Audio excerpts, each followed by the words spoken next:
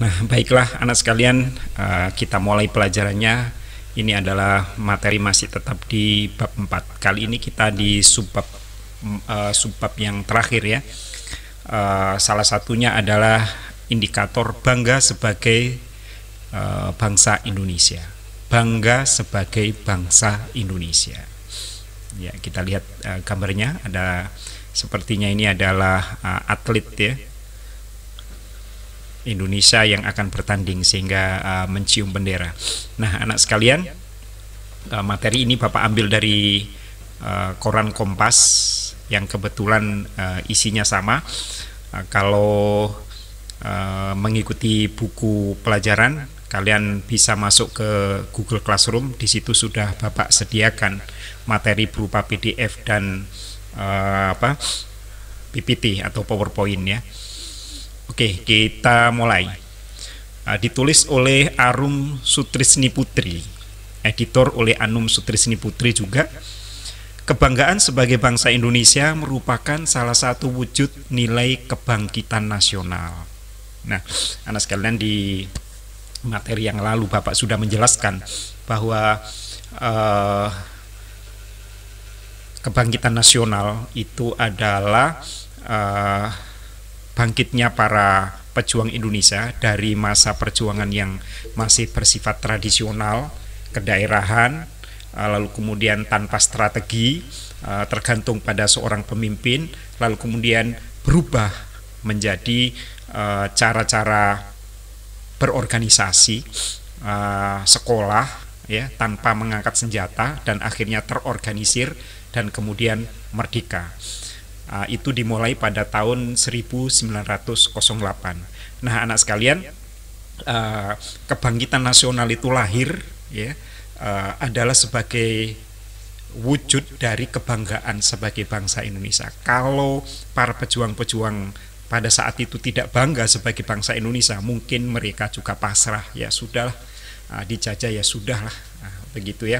Namun karena mereka bangga sebagai bangsa Indonesia, maka mereka kemudian berjuang bangkit bagaimana caranya bisa merdeka, tidak terus-menerus dijajah, dan mengubah pola berjuang ya. Kenapa perjuangan sebelum 08 itu selalu kalah? Kenapa? Dicari jalan keluarnya. Nah, maka kemudian berubahlah dan lahirlah kebangkitan nasional. Bagaimana perilaku yang menunjukkan rasa bangga terhadap bangsa dan negara Indonesia? Yuk, mari kita ikuti anak sekalian. Dikutip dari situs Kementerian Pendidikan dan Kebudayaan Republik Indonesia, sebagai warga negara Indonesia harus bangga menjadi bangsa Indonesia. Alasan utama bangga sebagai bangsa Indonesia adalah karena lahir dan besar di negeri Indonesia, maka harus mempertahankan negara kesatuan Republik Indonesia.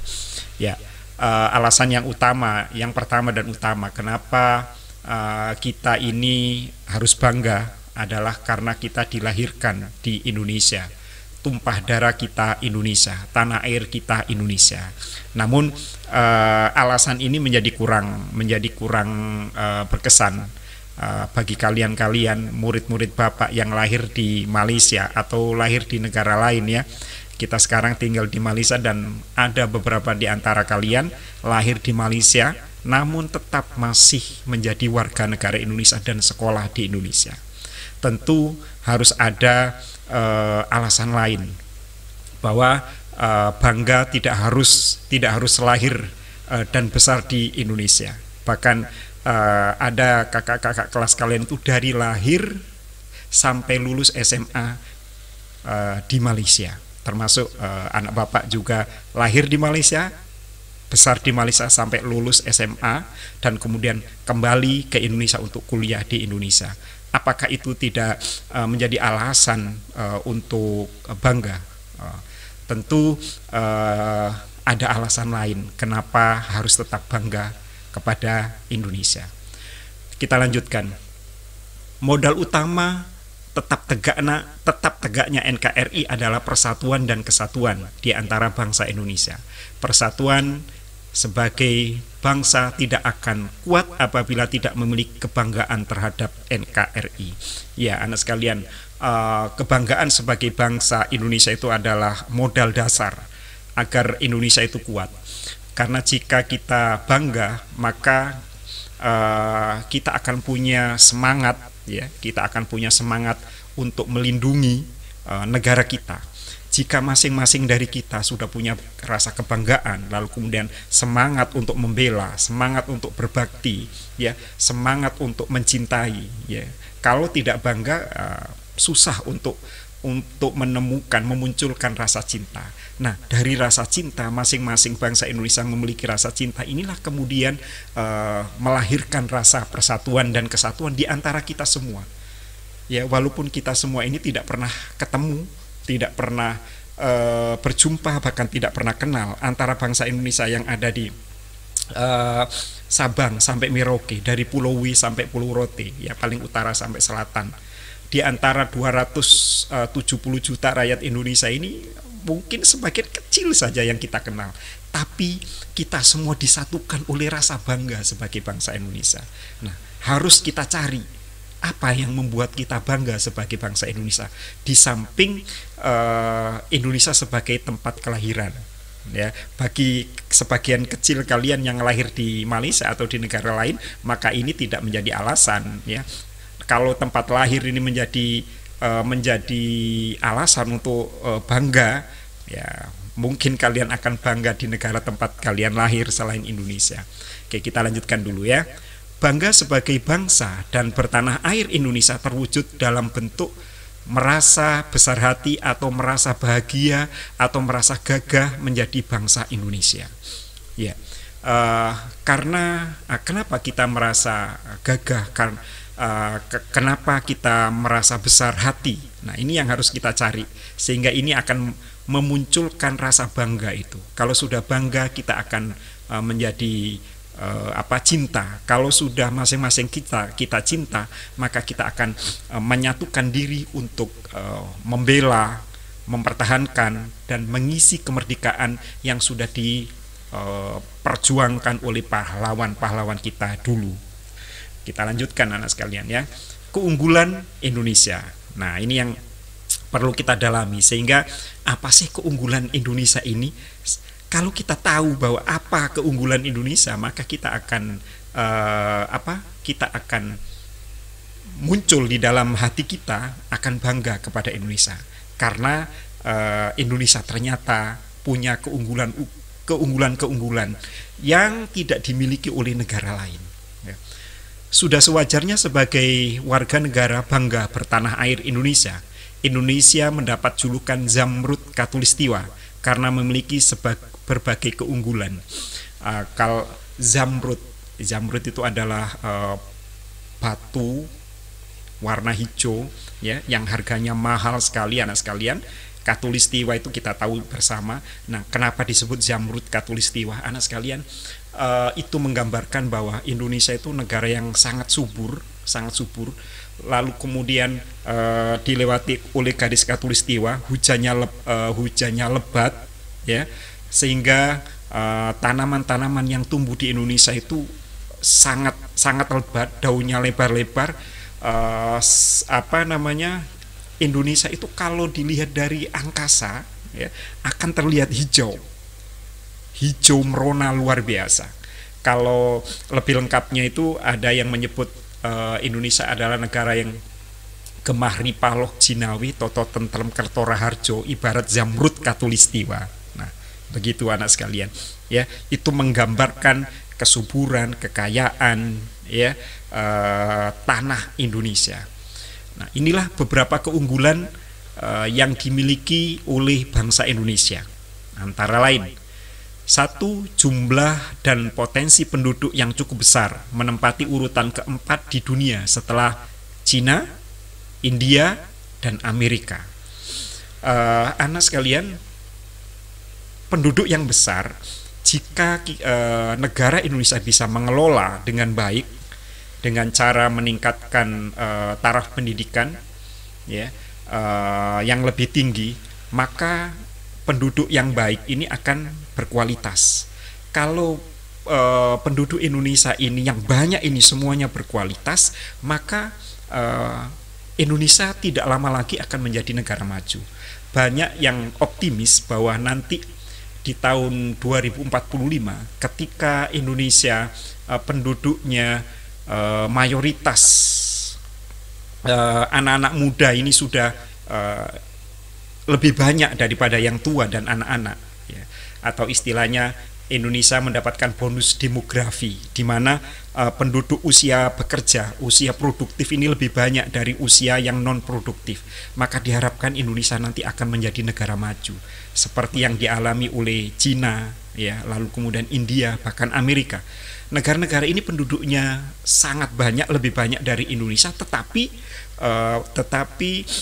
bisa menjadi negara yang lebih maju, pertumbuhan ekonominya tinggi.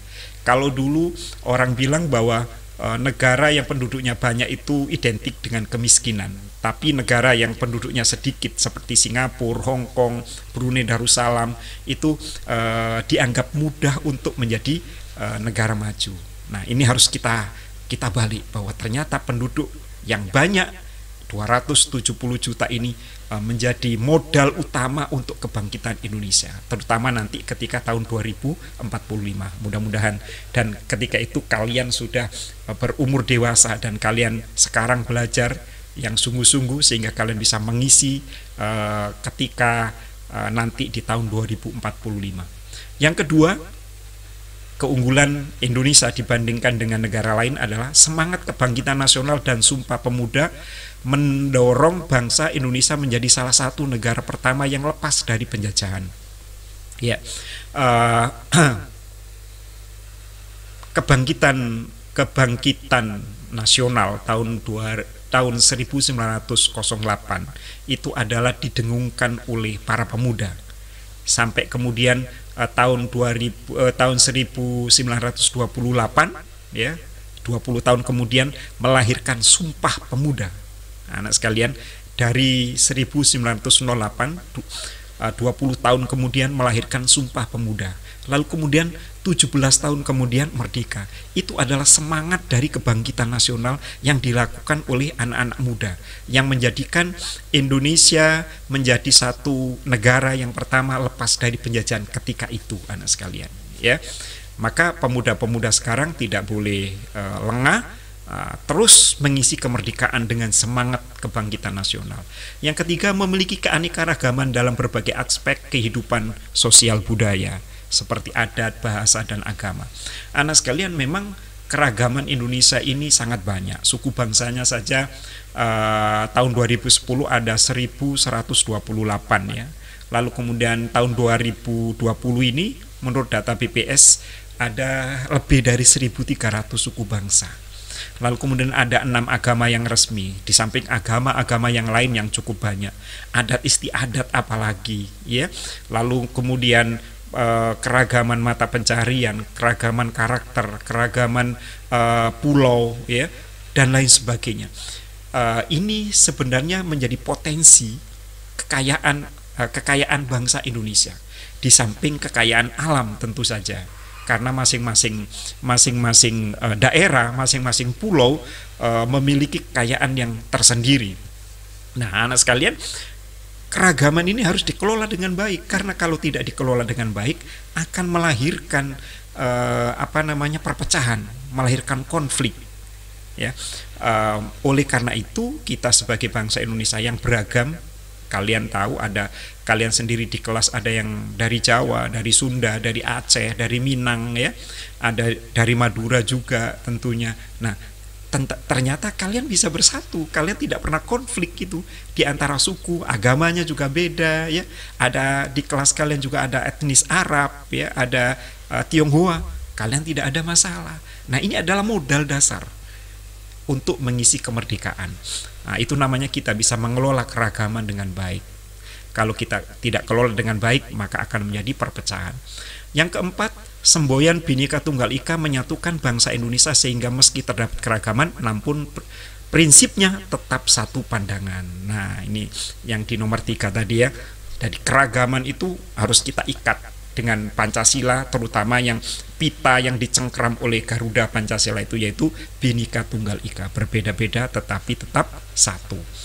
Yang kelima, memiliki tata krama atau keramahan yang tidak dimiliki oleh bangsa lain. Ya, bangsa Indonesia itu terkenal dengan sopan santunnya, anak sekalian. Ya, ada tata keramanya, ada kalau bahasa Jawanya undah-undu. Bagaimana kita berperilaku kepada yang tua, ya, berperilaku kepada teman sebaya, berperilaku kepada yang adik. Ada kesopanan di meja makan, ada kesopanan ketika bersama nonton TV, ada orang tua duduk di bawah, kita tidak boleh duduk di atas kecuali minta izin, memberikan sesuatu dengan tangan kanan, ya.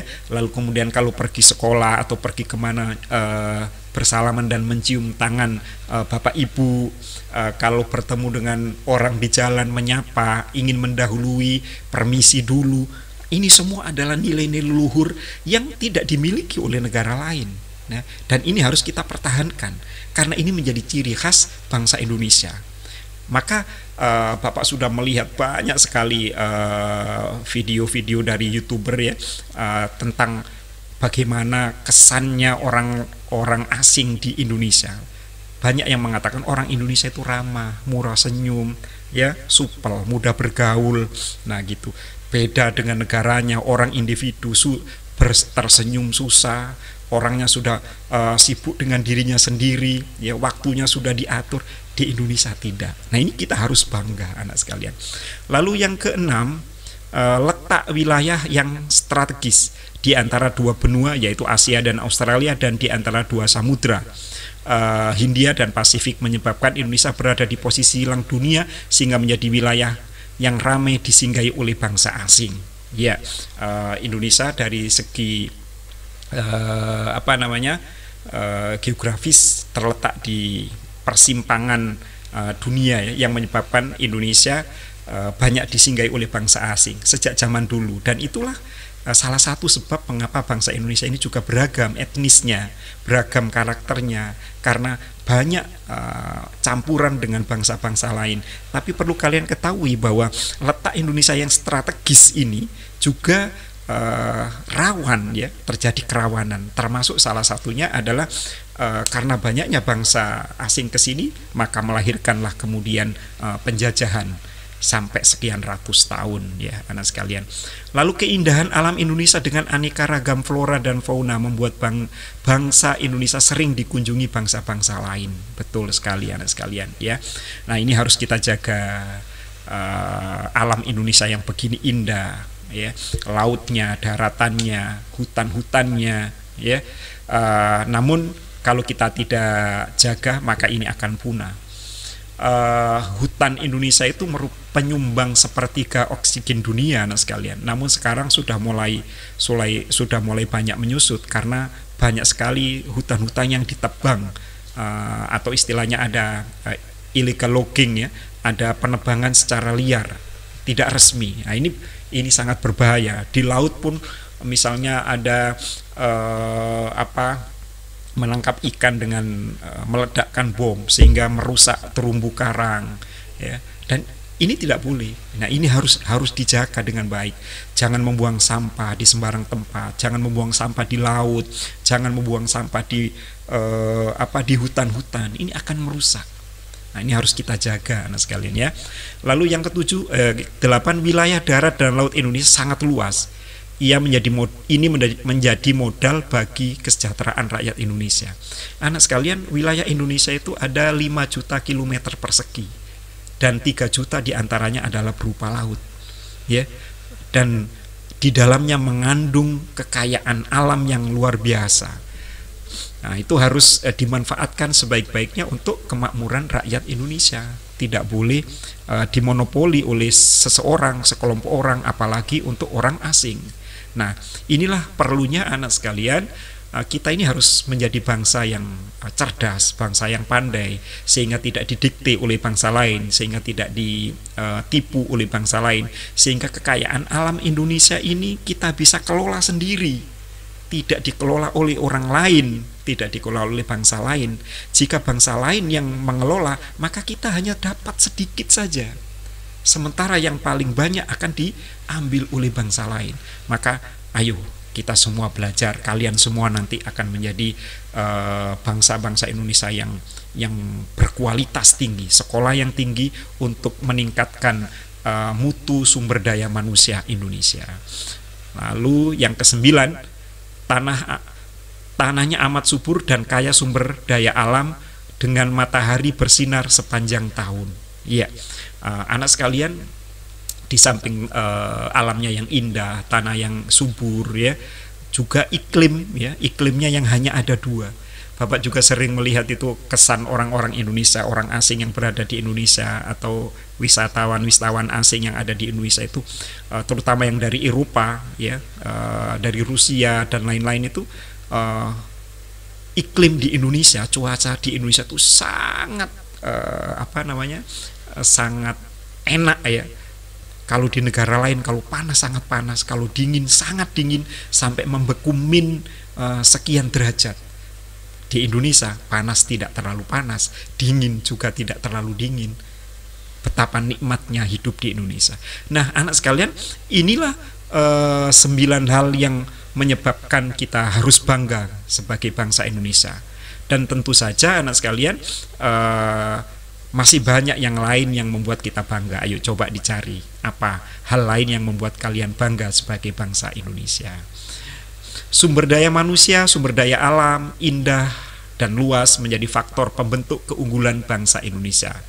Dengan merasa bangga sebagai bangsa Indonesia, maka akan selalu berupaya menjunjung tinggi nama baik bangsa dan negara Indonesia. Oke, anak sekalian, ya, Bapak rasa video ini sampai di sini dulu. Kalian bisa mencari sumber yang lain, mencari sebab-sebab yang lain bagaimana kalian atau kita semua bisa menjadi bangga sebagai bangsa Indonesia. Dengan bangga maka kita melahirkan cinta, kalau sudah cinta maka melahirkan rasa persatuan dan kesatuan, lalu kemudian kita akan melindungi, kita akan membela negara kita tercinta ini.